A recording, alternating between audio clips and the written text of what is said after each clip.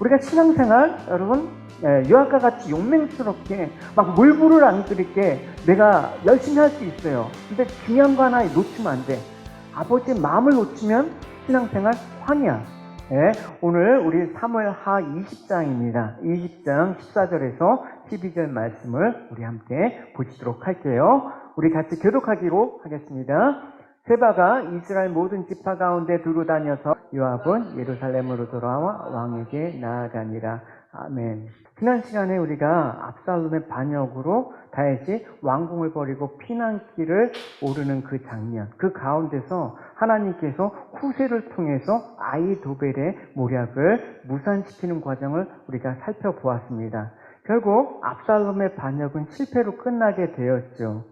근데 이 과정 속에서 요압은 압살롬의 생명은 해치지 마.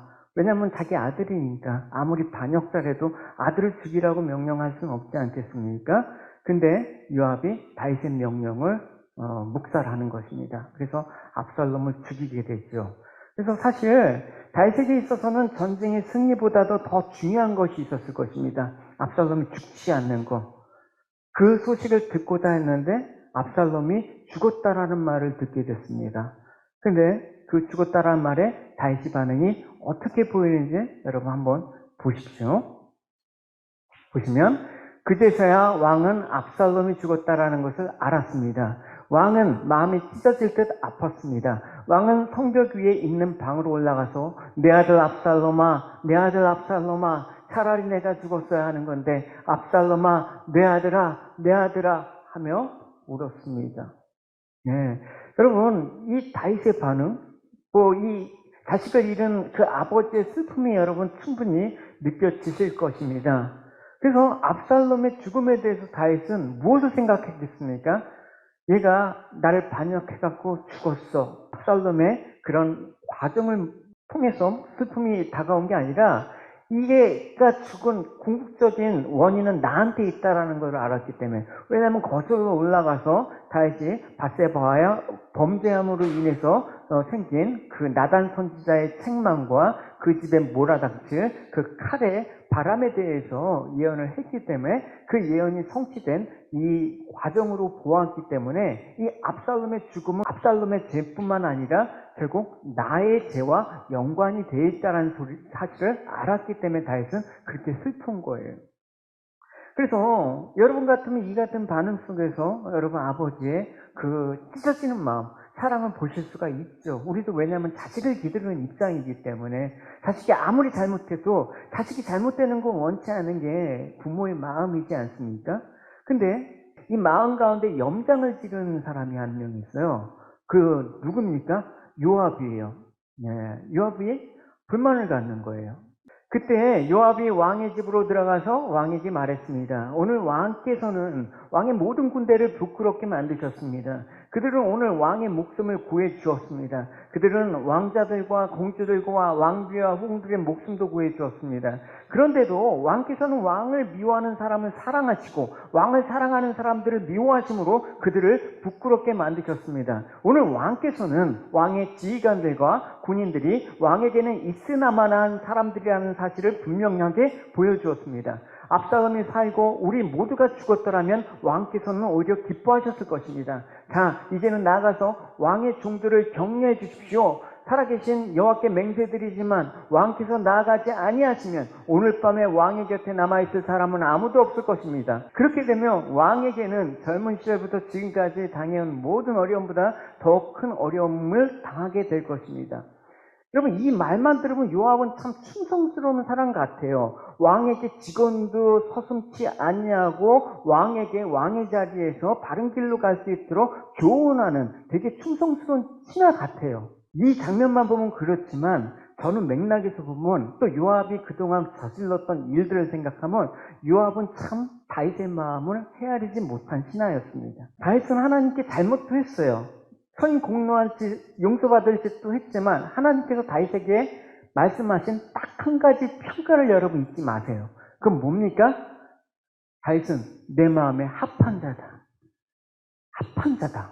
여러분, 합한 자라는 건 뭐예요? 하나님이 그 아버지의 마음이 뭔지 알았던 사람이야. 그래서 요압은 그 압살롬의 죽음에 슬퍼하는 그 아버지 다윗에게 오히려 가서 이런 일이 벌어졌으면 안 되는데 제가 그만 실수로 아니면 제가 판단을 잘 못해서 왕의 그 마음을 헤아리지 못했습니다 라고 하면 얼마나 좋았겠습니까? 근데 불만을 갖고 가는 거야 지금 이 장면은. 마치 압살롬이 살고 자신들이 죽기 원했던 것처럼 다윗을 몰아붙입니다. 지금 저희도 이렇게 수고하고 애썼는데 저희들한테는 왜 알아주지 않고 압살롬의 죽음을 그렇게 슬퍼하십니까? 자신들의 수고와 승리를 높여주고 기뻐하지 않는다라는 게 불만이야. 나를 알아주지 않는 게 불만이야. 그러니까 압살롬의 죽음으로 인해서 다윗의 심정보다는 자신의 승리가 높여지고 또 칭찬받기를 원하는 모습에 요압의 모습을 볼 수가 있는 것입니다. 요압은 압살롬의 죽인 장본인입니다. 그럼 이런 그가 다윗에게 이런 말을 했다라는 것은 뭘 몰랐어요? 아버지의 마음을 모르는 거예요, 여러분. 우리가 신앙생활, 여러분, 요압과 같이 용맹스럽게 막 물불을 안 끓일게 내가 열심히 할 수 있어요. 근데 중요한 거 하나 놓치면 안 돼. 아버지의 마음을 놓치면 신앙생활 황이야. 과연 이 아버지의 심정을 누가 이해할 것인가? 근데 다윗은 내 마음에 합한 자라는 그런 마음을 표현했던 사람이에요. 다윗의 그 일생을 쭉 우리가 살펴보면 충분히 여러분 공감하실 겁니다. 그래서 요압의 이런 모습이 바로 나의 모습, 우리의 모습이 아닌가라는 생각을 한번 해봐야 되는 것입니다. 나의 행위와 나의 수고가 높여지고 인정받기를 원하는 그런 모습으로 나는 하나님께 신앙생활 하지 않는가? 이것이야말로 뭡니까? 예수님을 세상에 보내셔서 예수님을 죽게 하신 아버지의 마음을 헤아리지 못하는 거예요. 지금 예수님이 죽은 거는 둘째치고 내가 이렇게 열심히 했는데 왜 하나님 알아주지 않습니까? 하나님 이러시면 안 되죠. 이런 지금 요압의 마음들이 얼마나 하나님 보시기에는 여러분 합당하지 않은지 여러분 그걸 봐야 되는 거예요. 그래서 다윗이 어쨌든 요압이 그렇게 한 이유는 요압이 2인자예요. 사실 이 다윗 왕국에 있어서 그러니까 요압을 쳐낼 수도 없고 또 요압을 그렇다고 등용하자니 이 슬픈 마음이 억누를 수가 없는 거예요. 그러나 일단 전체적인 이 다윗의 왕국을 위해서 요압을 품고 가는 그런 과정들이 몇 번 있었어요. 전에도 보시면 이제 슬픔을 듣고 이제 다시 예루살렘 왕궁으로 황궁할 준비를 하고 있는 상태입니다. 이때 압살롬의 반역에 가담했던 이스라엘 지파 사람들이 갑자기 막 그 논쟁이 일어나는 거예요. 어떤 논쟁이겠습니까? 다시 다윗 왕을 왕궁으로 모셔오는 문제에 관한 내용이었습니다. 비록 그들이 압살롬과 함께 반역에 동참을 했지만 지금 압살롬이 죽지 않았습니까? 그러면 그 가운데 선택지는 두 가지일 거예요. 다시 다윗 왕을 모셔오는가 아니면 다시 자기들만의 새로운 왕을 세워갖고 계속해서 이 반역에 대한 그런 걸 성공시키느냐. 이 두 가지 중에 하나를 놓고 계속해서 지금 티격태격 하는 거예요. 그 내부에서도. 그래서 다시 다윗 왕을 모셔와야 된다고 주장하는 이유는 뭡니까? 이런 인물이요. 우리가 은혜를 입었잖아. 다윗 왕이 어떤 사람이야? 우리를 대적 원세계에서 구원하신 분 아니야? 또 우리를 괴롭혔던 블레셋을 쳐부순 그 왕 아니야? 그러니까 당연히 그 은혜를 기억한다 그러면 우리는 다시 다윗 왕을 모셔와야 돼. 이런 주장을 했던 한 부류의 사람이 있었다라는 것입니다. 보시면 우리가 왕으로 세운 압살롬은 이제 싸움터에서 죽고 말았다. 우리는 다시 다윗을 왕으로 세워야 합니다. 라고 얘기합니다. 다시 모셔오자. 근데 다윗 왕을 다시 모셔오는 일로 또 한 그룹은 반대를 했습니다. 왜 반대했겠습니까? 다윗 왕이 다시 왕으로 오면 다윗 왕도 사람인데 우리가 반역의 무리에 가담을 해갖고 왕이 됐다고 한다 그러면 우리를 가만 놔두겠어? 우리를 아마 죽일 거야. 그러니까 절대 안 돼. 이런 그룹이 있었다라는 거예요. 그러니까 지금 그 왕으로 올 때 그 자기들한테 해를 입힐까봐 늘 손이 계산하면서 내가 예수를 따를까, 따르지 않을까. 그리고 이 이스라엘 내에 이런 반론들이 우리들의 모습이기도 해요. 아, 오늘 내가 교회 갈까, 교회 말까. 내가, 믿음의 결정을 할까? 아니면 타협을 할까? 중요한 건 뭡니까? 예, 내 손익계산이 따른다란 말입니다. 예수님께서 오병이어 기적들을 통해서 이제 배불리 먹이시고 수많은 무리들이 이제 따라오니까 하신 말씀이 뭐예요? 내가 진실로 너희에게 이르노니 너희가 나를 찾는 것은 표적을 본 까닭이 아니다. 뭐 때문에 따르니? 떡을 먹고 배불렀기 때문에 따라온 것이다 라고 책망을 한 것입니다. 그래서 여러분, 사람들은 예수님과의 관계보다는 그 배부림이라는 내 유익을 쫓아서 세상 현실에 따라서 내가 선택하는 거, 그걸 추구하는 것이 인간의 사실 본성이기도 해요. 그게 여러분 거슬리기는 대단히 힘들어요. 그러나 우리는 그때 이것이 하나님을 바로 대적하는 일이다. 이 대적으로 말미암아 결국 심판을 받게 된다는 사실을 우리가 늘 깨닫게 돼야 되는 것이죠. 그래서 이제 압살롬의 진영에 가담했던 북이스라엘 백성들이 다윗 왕을 다시 모셔오자는 일로 막 변론하고 있는데, 이제 그때 다윗 왕이 한마디 하는 거예요. 다윗 왕이 어느 지파 출신이에요? 유다 지파 출신이에요? 그러니까 유다 지파에게 묻는 거예요. 내가 너희 출신 아니냐? 너희 집안 사람 아니냐?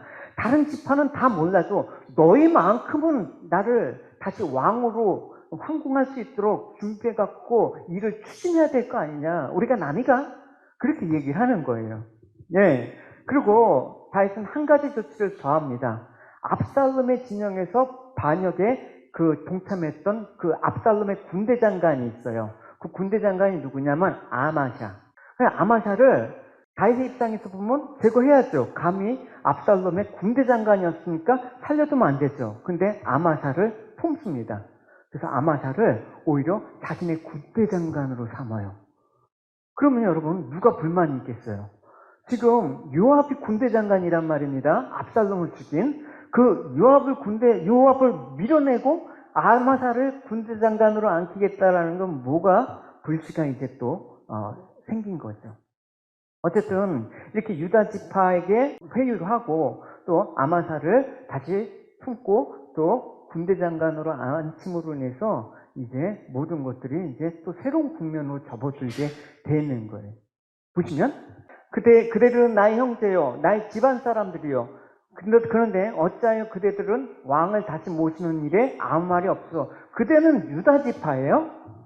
그리고 압살롬을 따랐던 아마샤에게 말했습니다. 그대는 내 집안 사람 중 한 사람이요, 내가 그대를 군대의 사령관으로 삼겠소. 만약 내가 요압 대신 그대를 군대의 사령관으로 임명하지 않는다면 하나님께서 나에게 벌을 주셔도 좋소. 그러니까 다시 지금 아마샤를 군대 장관으로 세우고자 하는 이유는 뭡니까? 유다 지파를 회유하고 또 유다 지파를 통해서 다시 왕궁으로 돌아가기 위한 그 한편으로 이제 또 그렇고, 또 다윗은 어떤 마음이에요? 사실은 다윗은 정치적인 세력들을, 반대 세력을 죽이면서 올라온 게 아니라 계속해서 품고 왔습니다. 왜? 하나님 마음에 합한 자들, 하나님의 용서와 긍휼을 보여주는 사람 아닙니까? 그러니까 대적에 대해서 결코 이 세상의 방식으로 그렇게 처리하지 않았다라는 걸 알 수가 있습니다. 어쨌든 이 아마샤를 데려오고 이런 과정 속에서 누가 제일 불만이 있겠습니까? 이제까지 그 압살롬의 반역을 토벌했던 그런 다윗의 공신들이 불만이 가득했을 거예요. 특별히 요압. 자기 군대 장관인데 지금 압살롬 군대 장관을 자기 자리에 앉힌 이 다윗의 모습을 보면서 반발이 있었겠죠. 그래서 이 황궁을 앞두고 요압을 밀어내고 아마샤로 하여금 군대 장관으로 삼고자 했던 가장 첫 번째 정치적인 이유는 뭡니까? 반란군을 진압하는 과정에서 요압은 어떻게 감히 왕의 명령을 거부했어요. 또 왕이 살려두라고 한 수많은 사람들이 있었는데 그 사람들을 다 죽이면서 힘을 과시하는 방식으로 적들을 대적했단 말입니다. 그러니까 같은 충성스러운 신하의 자리에서 왕의 명령을 따른 게 아니라 그 자신의 힘을 가지고 그 제압하는 일에 사용했다라는 것입니다. 압살롬의 죽음에 대해서 슬퍼하는 다윗을 감히 왕에게 책망하는, 왕이 그러십니까? 우리의 수고와 노력을 뭘 보고 지금 이렇게 저희들을 대하십니까? 라는 그런 그러니까 다윗의 입장에서는 되게 모욕감, 아니 또 위협감이 느꼈을 거예요. 그래서 안 되겠다. 이 요압을 그냥 놔뒀다가는 언제 자기를 칠지 모르겠다라는 생각을 또 하지 않았겠습니까? 그래서 아마사를 2인자 자리에 앉히면서 요압을 견제하고자 했던 정치적인 계산도 있었을 것입니다. 그리고 또 두 번째로 생각할 수 있는 것은 어쨌든 지금 북이스라엘의 그런 불만들이 있지 않습니까? 염려가 있지 않습니까? 아, 우리가 다시 다윗이 왕이 되면 우리가 남원하지 않겠다. 다윗이 우리에게 복수하면 어떡하지? 근데 그 적의 군대 장관을 등용하는 모습을 보면서 이 북이스라엘 사람들은 어떻게 생각하겠습니까? 아, 역시 다윗은 그렇게 할 사람이 아니구나라는 안도감이 들어갔겠죠. 그러니까 반역한 자들에 대한 유화책으로 이 아마사를 또 앉혔을 것입니다. 그래서 북이스라엘의 민심들이 이제 다시 다윗에게 돌아오는 그런 일들이 벌어집니다. 어쨌든 이제 이 아마사를 군대 장관으로 세우는 일로 인해서 유다 지파가 완전히 회유가 됐고 이제 북이스라엘 지파 여러 지파들의 마음도 되돌아가게 되는 거예요. 근데 또 여기서 문제가 생겼습니다. 유다 지파가 이제 마음을 돌리니까 이제 우리가 다윗이 다시 왕궁으로 들어가는데 이 일을 주도합시다 하면서 앞장서게 되는 거예요. 뭐 앞장서는 건 좋죠. 근데 왕을 모시는 일은 대단히 또 중요한 일이기도 했습니다. 그래서 서로 모시겠다고 이제 하는 그런 다툼이 일어나는 거예요. 그러니까 유다 지파가 싫어. 우리가 지금 왕을 모실 수 있는 특권을 가진 지파야. 그러니까 어떤 기류가 선택됐냐면 이 반유다 지파들이 형성이 됐단 말입니다. 그래서 이 귀환하는 문제로 서로 다툼이 일어났어요. 보시면 이스라엘의 모든 왕들이 백성이 왕에게 나와서 불평했습니다. 우리 형제인 유다 사람들이 우리와 의논도 없이 왕과 왕의 가족들과 신하들을 요단강 건너편으로 건너주었는데 그들이 이럴 수 있습니까? 왜 우리를 배제하고 왜 너희들만 왕을 모시는가? 이런 상황이라면 여러분 어떻겠습니까? 만약에 유다 사람들이 그래 우리가 혼자 이 일을 추진한 건 잘못이야. 그냥 같이 하자. 이렇게 했으면 문제가 발생하지 않았겠죠. 근데 유다 사람들은 왕은 우리 종친이요. 우리 혈연인데 너희들이 개입할 수 있는 그런 자격이 없어. 우리만의 특권이야. 이 당시 이게 왕을 모시는 게 뭐 그렇게 대단한 일이냐고 생각할 수 있지 모르지만 그 당시 지파 간의 알력 싸움이 대단했단 말입니다. 그러니까 이런 알력 싸움에서 주도권을 다시 왕이 되었을 때 누가 주도권을 가지고 이 국정을 이끌어갈 것인가 라는 그 싸움을 지금 하고 있단 말입니다. 이 일로 인해서 이제 유다 지파가 양보를 안 하고 황궁을 추진하고 해버리니까 어떻게 이제 반유다 지파들이 이제 반란이 일어나는 거야. 애써 마음을 돌려놨는데 이 양보를 안 해서 이 주도권 싸움에서 우리가 질 수 없다. 뺏기면 지는 거다. 서로 위기감이 있는 거지. 그래서 이 반유다 지파 중에 한 사람이 나와요. 그게 누굽니까? 세바라는 한 사람이 등장하는 거예요. 그 세바가 나와서 이 반란을 주도하는 그런 일을 합니다. 선동을 하죠. 보시면 비그리아드이며 이름이 세바인 남봉꾼이 있었습니다. 세바는 베냐민 지파 사람이었습니다. 세바는 나팔을 불면서 이렇게 말했습니다. 우리는 다윗과 상관이 없다. 우리는 이새의 아들에게서 얻을 것이 없다. 이스라엘 백성아 모두 자기 집으로 돌아가자. 그리하여 모든 이스라엘 백성이 다윗을 떠나 비그리의 아들 세바를 따랐습니다. 그러나 유다 사람들은 요단강에서 예루살렘에 이르기까지 자기 왕의 곁을 떠나지 않았습니다. 그러니까 이스라엘 10개의 지파들이 세바의 선동에 다 넘어간 거예요. 여러분. 선동에 여러분 넘어가시면 안 되는 것입니다. 그래서 다윗보다는 자신들 앞에서 외치는 세바를 쫓는 것은 왜 그렇습니까? 이 편이 더 유리할 것 같다. 지금 다윗을 쫓아가봤자 우리에게 뭐 떨어지는 거 없어. 차라리 세바를 우리가 앞장 세워서 다시 우리만의 나라를 만들자. 그래서 우리가 세바를 중심으로 뭉친다면 더 강한 나라, 더 부강한 이스라엘을 만들 수 있어. 아직 다윗은 지금 왕궁으로 돌아가서 다시 체제를 정비하고 정신이 없을 때 이쯤에 다시 우리가 한번 힘을 합치자. 결국 세바의 반란으로 인해서 이제 유다 지파 사람들만 이제 다윗과 함께 황공을 하게 되는 것입니다. 세바가 반란이 일어나니까 이제 다윗이 어떻게 해야 됩니까? 놔두면 큰일 나죠. 예, 이미 그 전례가 있지 않습니까? 그러니까 세바의 반란을 제압하기 위해서 황공을 하자마자 급히 중용한 아마사에게 기회를 줘.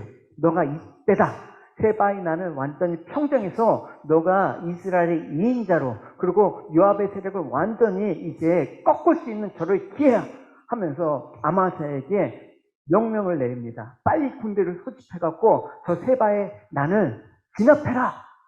이때 아마사가 빨리 이렇게 군대를 모아갖고 이게 했으면 아마사가 아마 세력이 컸을 텐데 그러지 못했습니다. 보시면 왕이 아마사에게 말했습니다. 유다 사람에게 3일 안으로 나에게 나오라고 전하시오. 그리고 그대로 함께 오시오. 그래 아마사는 유다 사람들을 부르러 갔는데 아마사는 왕이 정한 기한을 넘어버렸습니다. 압살롬의 반역에서 경험한 바에 의하면 다윗은 속전속결이 중요했는데 진압하려고 하는 그런 마음들을 따라가지 못하는 것입니다. 그러니까 이 세바의 세력이 점점 커지니까 다윗이 다급해서 이제 안 되겠다. 일단은 보류하고 다시 이제 아비새를 명령합니다. 아비새가 요압의 동생이에요. 그러니까 결국 요압에게는 직접 명령하기가 꺼렸겠죠. 왜냐하면 아마사를 등용했던 거나 압살롬의 죽음으로 인해서 그러니까 요압은 여전히 세력이 있었지만 요압에게 차마 명령을 내리지 못하고 요압의 동생 아비새에게 명령을 하는 거예요. 근데 이건 요압에게나 명령을 한 거나 징배가 없어요. 보시면 이제 얘기합니다. 다윗이 아비새에게 말했습니다. 우리에게 비그라의 아들 세바는 압살롬보다 더 위험하오. 내 부하를 데리고 가서 세바를 뒤쫓으시오. 세바가 강하고 튼튼한 성을 찾기 전에 어서 서두르시오. 세바가 강하고 튼튼한 성에 들어가게 되면 잡을 수가 없게 돼요. 그러니까 속전속결로 세력이 커지기 전에 빨리 쳐야 된다. 근데 이때 사건이 벌어지게 된 거예요.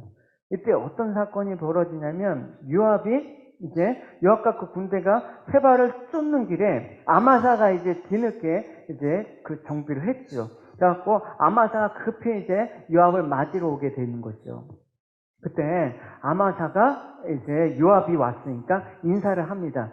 근데 인사하는 그 아마사의 수염을 잡아당기면서 칼로 푹 찔러요. 요압이 아주 야심이 보통이 아니죠. 아마사는 요압의 손에 칼이 있으리라고는 생각도 못했습니다.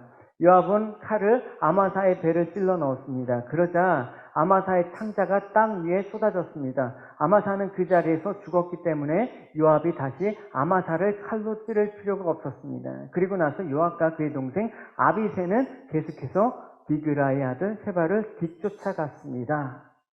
그러니까 이 요압에 의해서 죽은 사람들이 되게 많아요. 죽이면 안 될 사람인데 죽여갖고 이 다윗의 정을 난처하게 하는 일이 벌어진 것입니다. 이 요압의 입장에서는 얼마나 충성스러운 부하인가.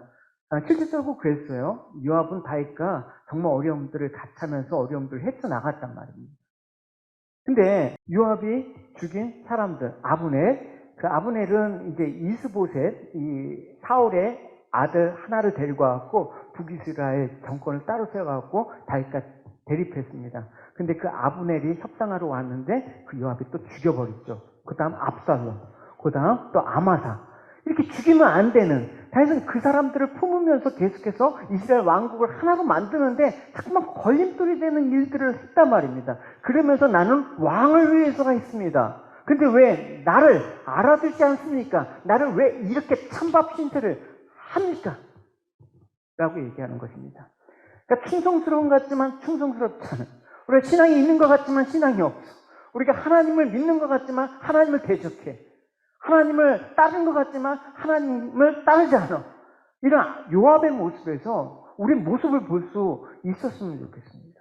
그래서 아브넬과 압살롬과 아마사를 요압은 죽였지만 왕의 마음과는 전혀 다른 행동을 하면서 나는 충성을 다했어. 다윗은 참으로 원망스러웠을 것이죠. 그래서 나중에 보면 열왕기상에 보면 다윗이 솔로몬에게 유언을 해요. 다윗 때는 차마 요압의 세력을 처리를 못하죠. 그래서 필요한 사람이니까. 근데 솔로몬에게 죽여라. 너가 왕이 되면 너를 호소아비 왕으로 만들 것이다. 내가 살아있을 땐 그나마 되들어도 나를 얻지 못했는데 틀림없이 그런다. 적당한 시기에 살려두지 말라. 이 유언을 남깁니다. 유언까지 남길 정도로 이 요압은 다윗에게 있어서 참 아픈 신하였기도 했습니다.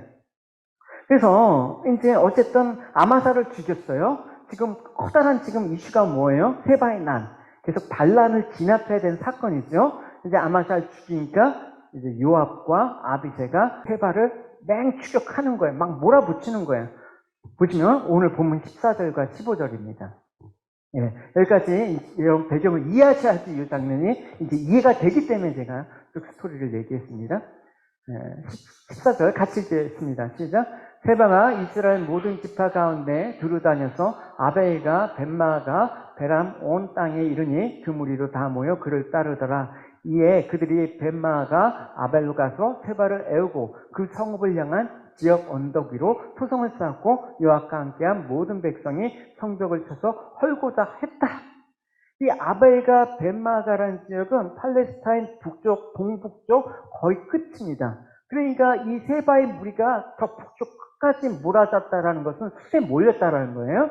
이제 그 성읍으로 피신해 있는 세바 군대를 공격하기 위해서 요압이 아벨성 외벽에 토성, 그 성과 같은 그 흙으로 성을 만들어 와갖고, 왜냐하면 공성전을 하기 위해서는 이 성을 공격하는 게 대단히 어려웠기 때문에 토성을 만들어서 공격을 하는 거예요. 토성을 만들었다는 건 어떤 겁니까? 이 반역의 무리들을 하나도 남겨두지 않고 싹 죽이려고 하는 의도가 있었다라는 거지. 그냥 뭐 화해하고 협상하고 항복을 요구하는 과정 없어요. 다 죽여버린다. 요압은 반역하는 무리들을 살려둘 수 없다. 그래서 신속하게 이제 반역의 무리를 막 쫓으면서 결국 마지막 도간에 있는 쥐 형국인 이 세바 무리들을 마지막에 몰아넣는 거예요. 이때 이 세바를 비롯한 이 성 안에 있는 사람들을 한번 생각해 보시면 이 반역의 무리에 동참했고 또 이 성 안에는 사실은 반역과 상관없이 그 성에 살고 있었던 사람들이 있었을 거 아닙니까? 그런 사람들까지 지금 다 죽게 생겼단 말입니다. 억울하지 않습니까? 세바 한 사람 때문에 우리까지 죽게 생긴 상황이 벌어진단 말입니다. 그러면 이쯤에서 누가 한 사람 딱 등장해야 돼요, 여러분. 16절을 보시면 같이 읽어볼게요. 시작. 그 성읍에서 지혜로운 여인 한 사람이 외쳐 이르되 들을지어다 들을지어다 성하건대 너희는 요압에게 이르기를 이리로 가까이 오라 내가 내게 말하리라 한다. 할 말이 있다. 요압 장군을 불러주십시오. 이런 거예요. 그래서 요압이 가서 그래 너가 할 말이 뭐냐? 라고 묻죠. 그때 여인이 얘기하는 거예요. 여인이 말하되 옛사람의 여인이 말하기를 아벨에게 가서 물을 것이다 하고 그 일을 끝내었나이다. 나는 이스라엘에 화평하고 충성된 자 중 하나이거늘 당신이 이스라엘 가운데 어머니 같은 성을 멸하고자 하시도다. 어찌하여 당신이 여호와의 기업을 삼키려 하십니까? 이 아벨성은 이스라엘 성의 어머니와 같다라고 얘기하고 있습니다. 여호와의 기업이라고 생각합니다. 그러니까 이거는 이 성은 하나님 것입니다. 그럼 이 성에 있는 백성도 누구라는 거예요? 하나님의 백성 아닙니까?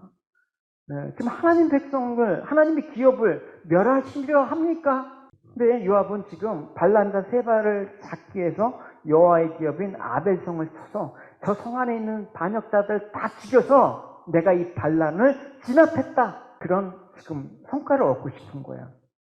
그러니까 뭐 애초에 목적이 아벨성을 허물려고 그런 목적은 아니었겠지만 세바가 지금 들어감으로 인해서 다 저 성을 진멸하리라라는 게 이 요압의 계략이었단 말입니다. 근데 이게 여호와의 기업을 허무는 거라는 생각을 미처 하지 못한 거예요. 쉽게 말해서 하나님이 이 성을 어떻게 바라보고 있는가라는 하나님 마음 따위는 염두에 두지 않는 그런 모습이에요. 내가 할 일만 하면 돼. 내가 충성만 하면 돼. 하나님은 과연 어떤 마음일까? 내가 하고 싶은 일들이 참 많아요, 여러분. 그렇죠? 세상적으로 말고 여러분 우리가 신앙적으로 말합니다. 그때 조심해야 될 게 바로 이 요가 같은 형태예요. 하고 싶어도 이 일에 대한 하나님의 마음은 어떤가? 그 마음을 헤아리지 못하면 요아과 같은 신앙인이 된다니까. 그걸 보고 충성되고 성과주의고. 요압의 목적은 하나야. 내 자신의 목적을 이루는 거. 하나님의 마음은 생각지도 않은 거예요. 그래서 요압은 아벨성이 여호와의 기업이라는 것보다 이 아벨성에 이 세바와 함께하지 않은 수많은 부녀자부터 아이들까지 이 노약자부터 이런 사람들은 생각지 않고 하나님 백성이라는 걸 생각지도 않고 반역의 무리로 싸잡아갖고 죽이면 돼. 그래서 지금 아마사가 죽었지만 자기의 지금 2인자 입지가 흔들리는 거 아닙니까? 다윗은 언제든지 제2의 제3의 아마사 같은 인물을 등용해서 자기를 견제할 수 있다는 생각을 했을 거야. 그렇기 때문에 이 참에 이 요압은 확고하게 이 세바의 난을 진입함으로써 2인자로 국권이 선다. 그런 계산이 있었을 것입니다. 그래서 이 여인에 대한 질문에 대해서 그래서 이런 말을 했어요. 요압이 대답하여 이르되 결탄코 그렇지. 안 그럴 거야. 안 그럴 거야. 내가 이 성을 삼키거나 멸할 일 절대 없어. 내가 그러려고 하는 게 아니야. 세바 한 사람만 잡으려고 했는데 어떻게 보니까 너희들한테 위협이 됐네. 그러니까 이렇게 하자. 너희들이 세바의 머리만 세바를 죽여서 그 머리만 나한테 넘겨주면 내가 없던 일로 하고 물러날게. 그러면 서로가 좋은 것 같다라고 그 여인에 대해서 요압이 협상안을 이제 수용하면서 제시를 하는 거예요. 그래서 22절에 보면 그 여인이 요압의 협상안을 받아들여서 이제 그 지혜롭게 그 성의 모든 백성들을 설득하는 거예요. 우리 다 죽을 수 없지 않습니까? 지금 이렇게 되면 이 성 안에 있는 우리들은 다 죽어요. 세바 한 사람 때문에 우리가 다 죽는단 말입니다. 여기 있는 애들은 무슨 죄가 있고 여기 있는 노약자들은 무슨 죄가 있어서 죽어야 된단 말입니까? 우리가 지금 상황 가운데 세바가 이 반란을 성공할 수 있는 가능성은 전혀 없습니다. 요압 장군의 말을 들읍시다. 세바를 넘겨줍시다 하면서 지혜롭게 설득해. 그래서 이 여인의 이름은 뭐예요? 그러니까 이름이 없다라는 거죠. 그래서 결국은 반역은 이제 실패로 끝나고 이제 요압은 이제 세바의 머리를 갖고 이제 나팔을 불러서 야 우리가 승리했다 하면서 이제 무리를 각 성으로 돌아가게 한 다음 다윗 왕에게 가서 이제 보고를 하는 거죠. 결국 이 전체 그림에서 누가 이 성의 위기를 구했습니까? 한 지혜로운 여인이 성읍의 위기를 구해냈다 그런 거예요. 그러면 이 여인이 요압의 이 무력과 힘, 자기가 해결해야 된다라는 어떤 공로 이런 것들을 무력화시키는 과정을 보았습니다. 그래서 이런 방식으로 일하고 있는 이 요압을 책망하는 것, 이런 방식으로 신앙생활하고 있는 우리들을 책망하는 거예요. 한 지혜로운 여인에 의해서. 힘을 가진 요압과 이 힘이 없는 무력한 이 한 지혜로운 그 여인의 모습을 비교하면 비교가 자체가 안 되지 않습니까? 이 요압이 가진 힘과 비해서는 대단히 아무것도 힘이 없고 무력해 보여요. 여러분 그래서 오늘날도 교회들이 하나님의 일을 한다고 하면서 요구하는 것들이 요압과 방식을 요구하는 거예요. 요압과 같아. 야 우리가 힘으로 해야 돼. 우리가 세상에 그런 걸로 우리가 하나님의 일을 해야 돼. 이렇게 요압과 같은 침해 방식으로 일하는 이런 모습들을 여러분 잘 오늘 본문에서 여러분 새겨봐야 되는 것입니다. 하나님 나라는 어떤 나라입니까? 힘이 없는 자의 나라예요. 이 말은 뭐냐? 지혜의 나라란 말입니다. 이 지혜라는 것은 사람으로부터 나온 것이 아니라 하늘로부터 오는 지혜. 그 지혜의 통치를 받는 것이 바로 교회, 바로 하나님 나라의 모습이에요. 전도서에 보면 이제 전도서의 기자가 솔로몬 아닙니까? 이 솔로몬은 아버지 때 이 세바의 난의 이야기를 들었을 것 같아요. 왜냐하면 전도서에 보면 오늘 상황과 똑같은 흡사한 그 본문이 있기 때문에 그렇죠. 보시면 이래요. 어떤 작은 성에 적은 수의 사람들이 살고 있었다. 그런데 한 번은 어떤 강한 왕이 공격하여 그 도성을 포위하고 거대한 공격용 탑을 설치하였다. 그때 그 도성에는 가난하지만 지혜로운 사람이 살고 있었는데 바로 그 사람이 그의 지혜로 그 도성을 구원하였다. 그런데도 이 가난한 사람을 기억해주는 사람은 없었다. 지혜가 무력보다 강하다고 내가 늘 말했지만 그 가난한 사람의 지혜는 무시되었고 더 이상 이것을 들으려 하지 않았다. 조용히 들리는 지혜자의 가르침이 어리석은 통치자의 외침보다 훨씬 낫다. 가난한 지혜 있는 자가 무력을 이겼다. 그래서 도성을 구원하였대. 그러면 그 여인이 아마 칭송을 받아야지 마땅하지 않았습니까? 우리를 구원했다. 그 여인의 이름은 무엇이냐? 근데 이름이 없어. 무명, 이름 없음. 아무도 그를 기억하는 사람이 없어요. 지혜가 무력보다 강하지만 가난한 사람의 지혜가 무시받고 사람들이 듣지 않아요. 믿음이 전부라고 얘기하는데 세상 사람들은 그 믿음이 전부라는 말을 듣지 못해요. 우리는 예수 그리스도가 오직 구원자이심을 고백하는데 세상 사람들은 그 소리를 무시해요. 왜? 우리 구원자는 이 세상에 힘을 가진 왕들이야. 그래서 오늘 세바의 무리의 반역에 가담했던 그 성의 사람들은 이제 죽을 운명에 처해 있지만 한 지혜로운 무명의 이름 없는 여인에 의해서 다 살아났습니다. 힘을 추구하는 이 세상 가운데 이런 지혜가 귀하게 취급받아야 되죠. 높임을 받아 마땅해야 되죠. 근데 그렇지가 않아요. 예수 그리스도께서 이 땅에 오셨지만 왕으로 이 땅을 우리에게 구원자로 오셨지만 귀하게 취급하지 않았습니다. 지으신 예수 그리스도를 비천하고 멸시받고 조롱하며 죽여버렸습니다. 그게 바로 세상의 방식이란 말입니다. 만약에 여러분 이 여인이 한 유력한 그 성의 어떤 성주의 부인이라고 여러분 가정해 봅시다. 그러면 그 성부는 난리가 났겠죠. 와, 유명한 사람이 이 중죄로 인해서 위기를 벗어났으니까. 근데 힘없는 가난한 자라는 그 이유만으로 이름조차 남기지 않아요.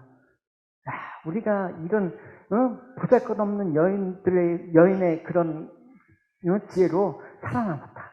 창피해. 적어도 장군이 나서갖고 의령이 나와갖고 요압과 한판 붙어갖고 이긴 것도 아니고 이름 없는 그 여인에 대해서 그래서 덮자. 이런 마음이었을 거예요, 여러분. 전도서는 분명히 지혜가 주는 힘은 한 성을 지키는 10장군의 힘보다 강하다라고 얘기합니다. 이게 사실이라면 우리가 세상에서 무엇을 구해야 될까요? 장군을 구합니까? 지혜를 구합니까? 근데 세상은 지혜에 관심이 없어요. 우리가 믿음을 얘기하지만 믿음에 관심이 없어. 우리가 구원을 얘기하지만 세상은 구원에 관심이 없어. 10명의 장군의 힘보다 강하다라는 거 인정하지 않아. 그래도 돈이 있어야지. 그래도 권력이 있어야지. 그래도 힘이 있어야지. 그래야지 내가 이 땅에서 무시안 받고 살지. 내가 이 땅에서 좀 떵떵거리면서 살지. 그게 요압의 방식이라니까, 여러분. 현실에서 경험하는 것은 지혜가 능력이 아니라 단 한 명이라도 나한테 힘을 주는 사람을 따라가는 게 인간의 마음 아닙니까, 여러분? 그게 요압의 마음 아닙니까? 요압. 이런 모습에서 우리가 하나님의 지혜로 구원을 받았습니다. 우리도 역시 요압과 같은 세상을 따라가고 그렇게 지혜를 무시했던 사람인데 우리를 살게 하신 그 구원 안에서 살게 하신 하나님의 은혜라는 걸 우리는 경험했습니다. 내 현재 삶에 나의 유익이 무엇인가? 왕을 모시는 그런 황금 과정에서도 막 다투고 그 세바의 반역을 진압하는 과정에서 요압이 보여준 그 행태를 따르게 되는 거고 이게 다 지혜를 멸시하는 거거든.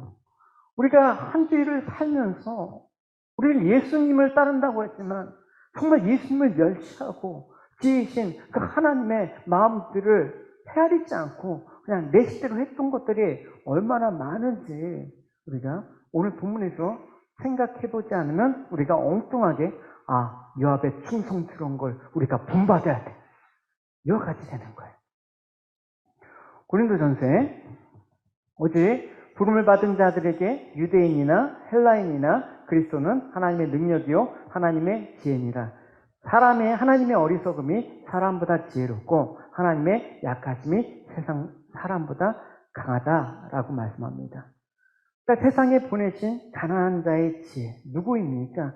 예수 그리스도 아닙니까? 우리가 보기에는 흠모할 만한 아름다운 것들이 하나도 없는 목수의 아들로서 그렇게 그 어촌에 가난한 그 어부들과 함께 그렇게 살았던 사람들의 외침이 우리에게는 어떤 유익이 있는가? 늘 무시하면 살지. 너희들이 뭘 알아?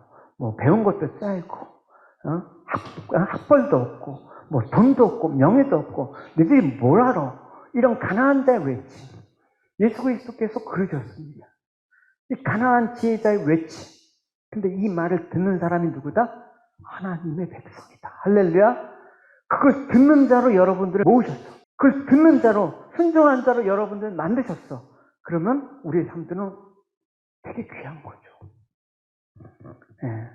그래서 오늘 본문에서 이 가난한 자의 지혜를 무시하는 사람들의 모습이 여러분 우리에게 있지 않았나 되돌아보기 바랍니다. 현실의 문제에 도움이 되지 않는 것 때문에 무시하는 거 이러면 안 돼요, 여러분. 신앙생활 하는 거는 현실에 문제에 있어서 손해도 많이 봐요, 여러분. 마음도 많이 아프고요. 정말 힘들 때가 많아요. 근데 이걸 다 감수하고 가는 거예요, 여러분. 내 유익과 만족을 추구하면 이와 같이 신앙생활 할 수밖에 없는 거예요. 그래서 오늘 본문을 통해서 하나님 나라는 보다 힘이 아니라 그 보잘것 없는 사람의 모습으로 오신 예수 그리스도, 그 지혜이신 예수 그리스도의 말을 따르는 자들의 나라이다. 할렐루야.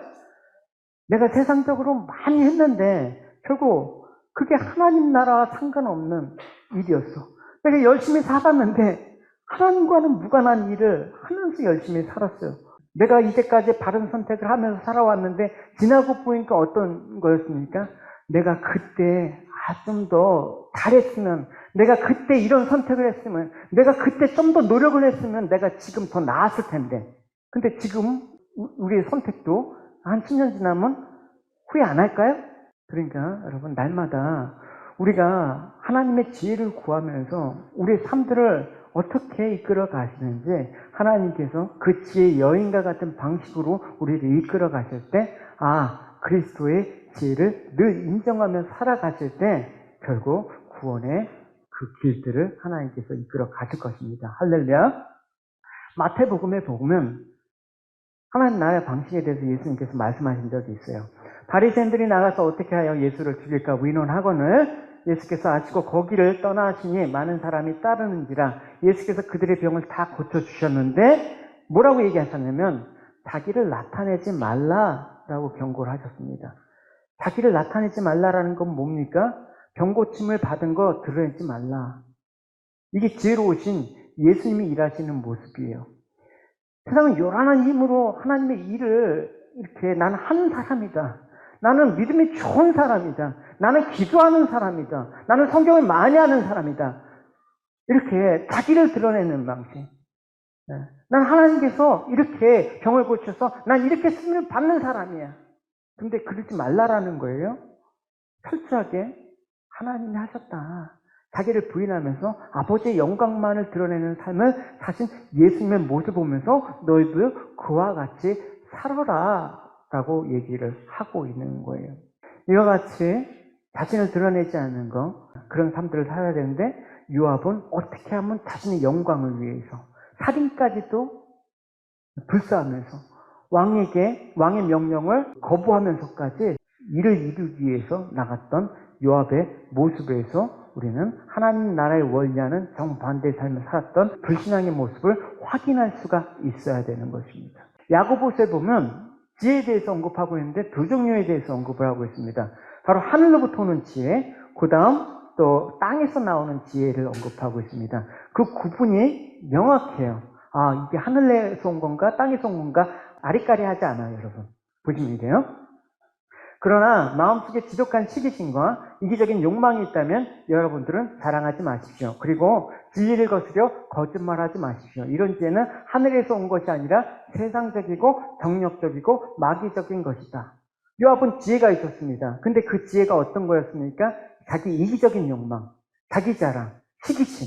그런 것 때문에 수단과 방법을 가리지 않고 결과물만 좋으면 돼 하면서 세바의 난을 진압하는 과정에서 성을 몰살시키려고 했단 말입니다.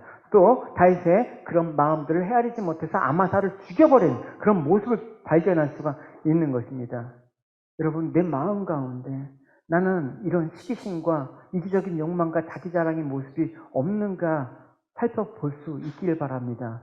세상의 나라는 다 이와 같은 모습으로 가득 차요, 여러분. 정치도 그렇고 뭐 다 보면 이런 모습으로 가득 차 있어요. 오직 하나님의 나라는 하나님의 지혜로 이루어내진다. 그래서 이렇게 지혜로 일하시는 모습이 바로 예수 그리스도의 십자가입니다. 할렐루야. 고린도전서 우리 읽겠습니다. 같이 읽겠습니다. 십자가의 진리가 멸망하는 사람에게는 어리석은 것이지만 구원받은 우리에게는 하나님의 능력이 됩니다. 하나님은 세상 사람들이 그들의 지혜로운 자기를 알지 못하게 하시고 오히려 그들의 눈이 어리석게 보이는 전도의 말씀으로 믿는 사람을 구원하러 오셨습니다. 오늘 우리가 본문에서 세상의 지혜를 보면 왕을 반역하고 대진 무리들이 죽을 수밖에 없었지만 한 이름 없는 여인의 지혜와 용기로 말미암아 세바 한 사람만 제거됨으로써 이스라엘 전체가 살았음을 보았습니다. 이것이 하나님의 지혜이고 이것이 하나님의 구원의 방식임을 우리는 알게 됩니다. 즉 십자가가 하나님의 지혜이며 구원의 능력이 된다라는 것입니다. 분명 세상의 지혜를 보면 이 방식은 어리석고 미련해 보이는데 그게 십자가라는 거예요. 세상이 그런다고 하더라도 그 십자가는 하나님의 지혜라는 사실을 여러분 명심하시기 바랍니다. 할렐루야. 그러므로 예수 그리스도의 십자가를 구원의 능력으로 믿는 자가 가장 지혜로운 자입니다. Therefore, those who believe in the cross of Jesus Christ as the power of salvation are the wisest. 반대로 이와과 같이 자기 우위와 자기 힘과 자기 능력을 믿는 자가 가장 어리석은 자가 될 것입니다. On the contrary, he who believes in his own righteousnesses and his own strength and in his own ability will be the most foolish. 여러분 우리가 이 시간 가운데 하나님께서 은혜 주셨을 때 우리가 하나님의 지혜 대신 예수 그리스도를 믿는 믿음이 우리 가운데 가득하기를 바랍니다. We want to give us grace at the time to give us faith in Jesus Christ, who is the wisdom of God. 그래 우리가 예수 그리스도의 십자가로 나아가게 하여 주시를 원합니다. I want you to lead us to the cross of Jesus. 그래 우리가 하나님 나라가 능력 있게 우리 삶 가운데 날마다 임하시게 되기를 주님의 이름으로 축원합니다. So that the kingdom of God may come mightily amongst us. 네, 우리 같이 함께 기도하시겠습니다. 하나님, 세상의 힘이 아니라 지혜가 우리를 이끌어가게 하여 주시옵소서. 하나님 세상에 보잘것없다고 여기거나 아무런 가치 없다고 여기지만 우리는 오직 한 분이신 예수 그리스도의 그 지혜만을 따르는 자로 살겠습니다. 우리 함께 말씀을 생각하시면서 기도하시겠습니다. 하나님 아버지 감사합니다.